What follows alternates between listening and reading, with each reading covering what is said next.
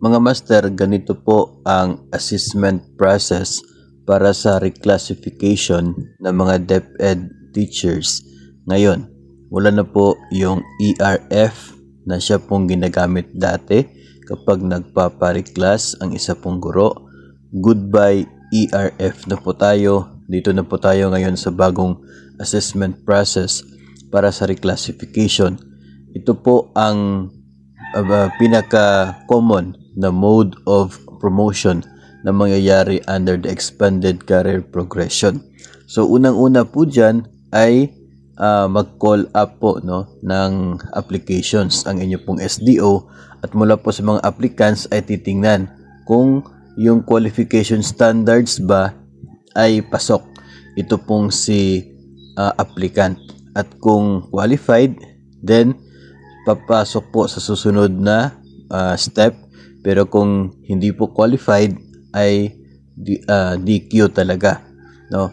Then pangalawa, kapag pasok na doon sa qualification standards, ay titingnan po yung standards based requirement evaluation. So dito po yung mga kung ilan ang mga outstanding at very satisfactory na mga classroom observable indicators at mga non-classroom observable indicators bibilangin kung pasok.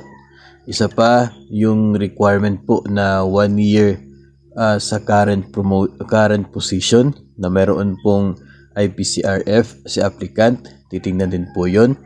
Kung pasok po ay dito na po sa comparative assessment. Kung hindi po pasok doon, then disqualified na rin.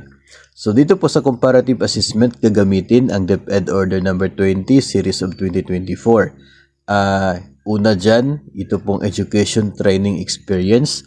So titingnan yung education ng isa pong applicant, yung mga training kung ano yung na-attend niya, yung experience, bibilangin po kung ilang oras yung training, ilang taon yung experience, at bibigyan ng score base po doon sa rubrics na makikita po natin sa DepEd Order number 20 series of 2024. Then papasok din po yung performance rating, kasi yung score po sa latest na IPCRF, yun po ang magiging basis para sa computation ng performance ni applicant. Yung performance kasi isa po sa mga criteria dito po sa scoring na magaganap. Then after that, itong ETE plus performance, ito na po tayo sa classroom demonstration na mangyayari po. Required na po yun sa lahat ng mga aplikante. Pagkatapos po ng classroom demonstration ay yung portfolio assessment. Ito po ay para sa non-classroom observation.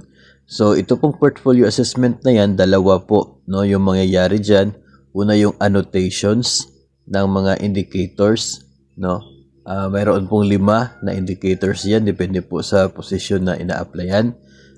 Maggagawa ng annotations ito pong applicants, bibigyan po yan sa DO20 ay 1 oras para gawin yung annotations po nila.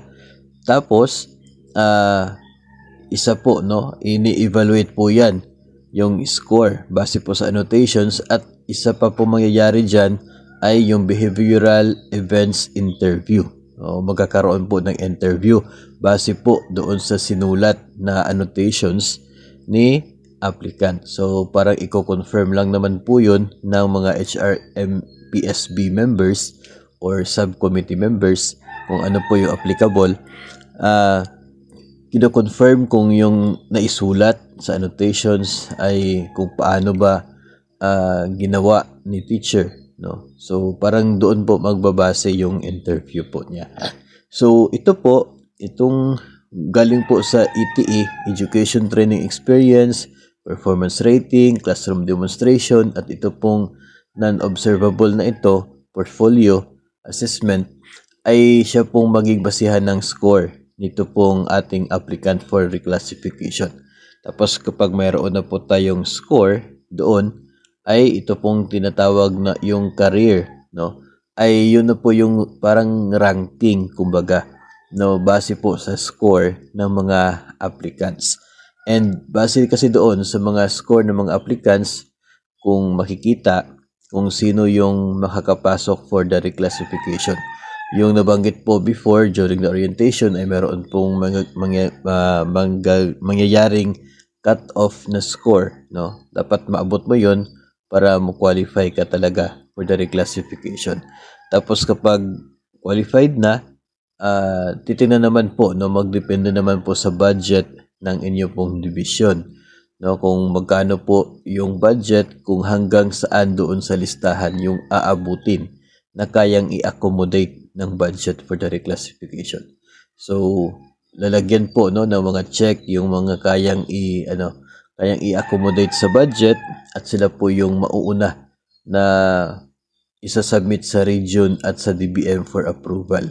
Then yung mga other applicants na qualified pero hindi po nakapasok doon sa availability ng pundo, sila po ang magiging priority sa susunod na naman na reclassification, no? Sa susunod po na pagbibigay ng pundo for the reclassification, yung mga eligible na hindi pa napasok, no, kasi kinulang sa budget, sila po yung magiging priority. So doon po papasok yung kahalagahan ng pag-apply sa reclassification sa first call ng inyo pong division.